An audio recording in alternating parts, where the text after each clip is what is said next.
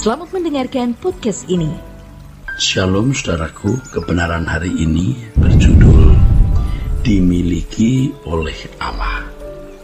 Ketika seseorang menerima Yesus sebagai Tuhan dan Juru Selamat, maka ia harus memberi dirinya dimiliki oleh Allah. Dalam Galatia 2:20 dikatakan, "Namun aku hidup, tetapi bukan lagi aku sendiri yang hidup, melainkan Kristus yang hidup di dalam aku. Dan hidupku yang kuhidupi sekarang ini di dalam daging adalah hidup oleh iman dalam Anak Allah yang telah mengasihi aku dan menyerahkan dirinya untuk aku."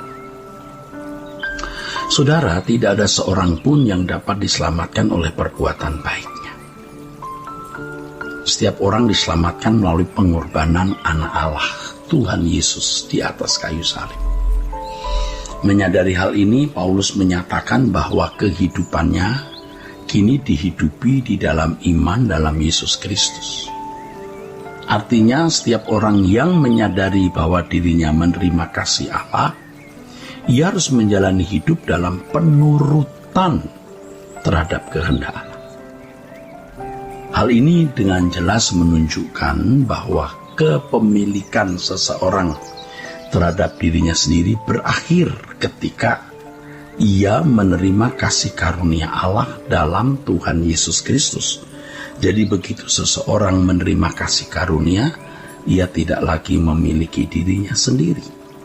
Seluruh segenap hidupnya dimiliki oleh Tuhan. Penghentian kepemilikan diri ini digambarkan Paulus lebih jelas dalam Galatia 5 ayat 24. Demikian bunyinya, "Barang siapa menjadi milik Kristus Yesus, ia telah menyalibkan daging dengan segala hawa nafsu dan keinginannya." Saudaraku, setiap orang yang telah menerima Yesus Kristus dan menjadi miliknya wajib meninggalkan daging dengan segala hawa nafsu dan keinginannya dengan cara menyalibkannya. Menyalibkan daging dengan segala hawa nafsu menunjuk pada proses mematikan seluruh gairah yang bertentangan dengan kehendak Allah di dalam diri orang percaya. Saudaraku, satu-satunya cara menghentikan kepemilikan diri hanyalah mematikan seluruh gairah yang bertentangan dengan kehendak Allah. Ini bukan sesuatu yang sederhana, tetapi inilah sesungguhnya inti dari kekristenan, saudara. Setiap orang yang masih mempertahankan gairah yang bertentangan dengan kehendak Allah tidak dapat memberi diri dimiliki oleh Allah, tetapi memiliki dirinya sendiri. Mereka akan hidup terus untuk memenuhi gairah di dalam dirinya. Orang yang memiliki dirinya sendiri dapat menjadi baik loh, bermoral di mata masyarakat, tetapi tidak akan dapat mencapai maksud keselamatan di dalam Tuhan Yesus Kristus.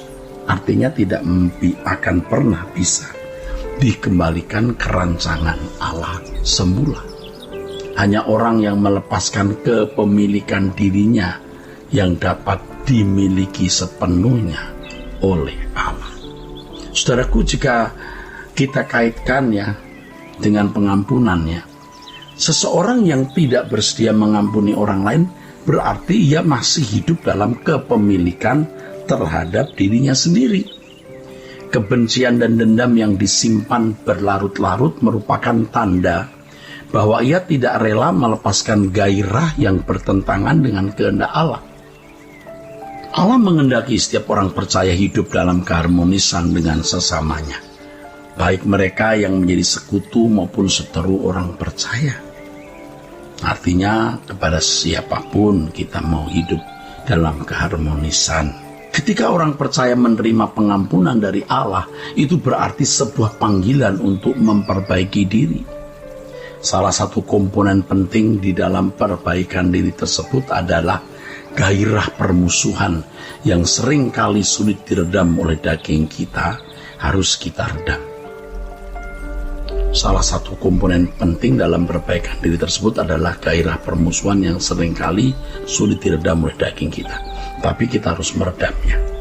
Melepaskan kepemilikan terhadap diri sendiri juga berarti melepaskan gairah permusuhan yang ada di dalam diri kita. Kita harus berani untuk menyalipkan gairah tersebut. Gairah permusuhan itu loh, gairah yang tidak mau mengampuni sesama. Kita harus berani untuk menyalipkan gairah tersebut sehingga pengampunan Allah menjadi sempurna di dalam diri kita. Saudaraku, proses penyalipan ini tentu memakan waktu, perhatian, dan tenaga setiap orang percaya.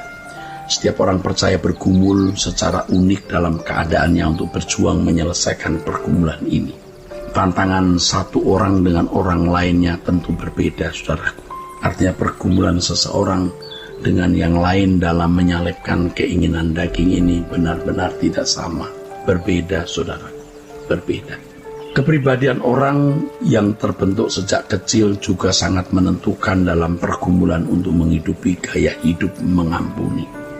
Kalau dari kecil memang memiliki suasana pahit terhadap orang lain, dilukai dan tidak mengalami pemulihan, tapi selalu ada dalam batin, kadang-kadang sulit sekali hidup dalam pengampunan atau hidup bisa menerima orang lain sebagaimana adanya dan mengampuni. Seseorang yang terbentuk dengan kepribadian yang keras mengalami tantangan yang lebih dahsyat ketimbang mereka yang sejak kecil sudah terdidik untuk lemah lembut.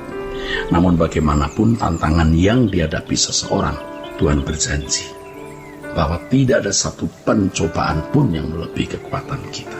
Setiap perkara yang hadir dalam hidup kita, termasuk permasalahan yang mengakibatkan pertengkaran, pasti mampu kita lewati. Tuhan tidak akan memberikan ujian melampaui kekuatan kita, saudara. Tidak akan pernah. Ya, Tuhan tidak akan memberikan ujian melampaui kekuatan kita. Tuhan menakar kekuatan masing-masing individu, sehingga ketika terjadi suatu hal, itu semua dalam pengetahuan Tuhan. Hal tersebut pasti dapat dijalani dan menghasilkan kebaikan bagi karakter kita. Oleh sebab itu, saudara, setiap kita harus nekat dalam memilih untuk mengampuni sesama. Terkadang kita bukan tidak tahu bahwa kita harus mengampuni orang yang bersalah kepada kita, namun kita sering kali lebih memilih untuk memiliki diri sendiri dengan memuaskan keinginan daging dan tidak bersedia mengampuni orang lain. Kita takut untuk dilihat lemah, takut dilihat tidak berdaya, takut dilihat kalah di mata manusia ketika mudah mengampuni. Sebaliknya, ketika kita mudah mengampuni, disitulah terletak kekuatan Allah dalam diri kita. Hal ini hanya bisa tampak ketika kita nekat untuk melepaskan kepemilikan atas diri kita bagi Allah semata-mata. Saudaraku sekalian, yang perlu saya tekankan pada kebenaran hari ini, hanya orang yang melepaskan kepemilikan dirinya yang dapat sepenuhnya dimiliki oleh Allah. Kiranya kebenaran hari ini memberkati saudara-saudara sekalian. Sola Gracia.